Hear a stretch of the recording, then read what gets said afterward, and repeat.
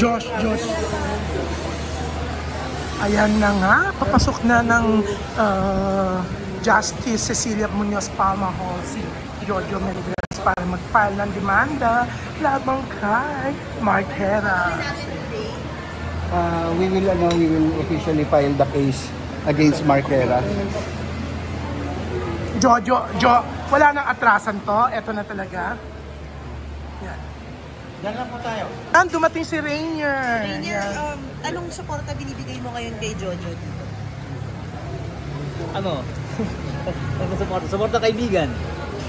And gusto ko lang sana sabihin kasi syempre alam naman natin, okay lang, nakatrabaho mo na si Mark, naging kaibigan mo. Tingin mo ba makaka-apekto ito sa pagkasama ninyo? Or sa naging samahan ninyo?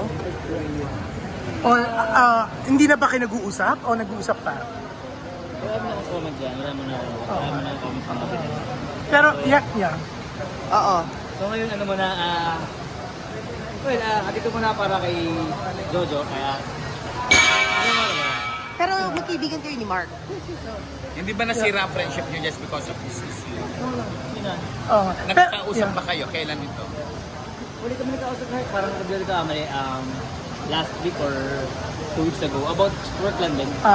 Pero yan, Rainier, nakakaloka na 2024 nang magkaroon kayo ng competition sa Starstruck 1. Ngayon, 2025 na, 21 years, parang may competition pa rin kayo.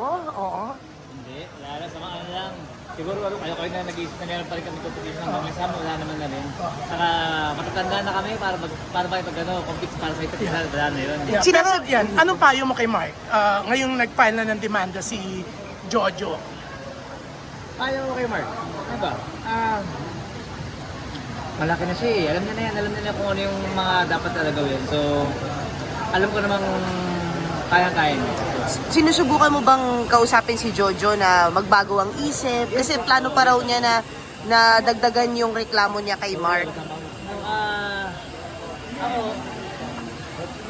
Ako naman, ilang beses ko namang pinag-usap si Jojo about this na baka pwedeng mag-usap na maayos o na mapusan sa ano ganito. Kasi siyempre si Mark, diba, kaibigan ko pa naman siya talaga. Kaya sana magbago. Ano sabi ni Jojo? Bakit siya natuloy dito? Yun, hindi ko na alam kasi ang alam ko sila na ni attorney niya mag-usap dito. So, wala na akong masasabi doon. Rainier, ito ba ang pagpunta mo rito ay sariling kagustuhan o Yes. invite ka na o ano? Yes. Ito po ay talaga sarili ko lang, gusto ko lang talagang sumuporta para sa isang kaibigan. And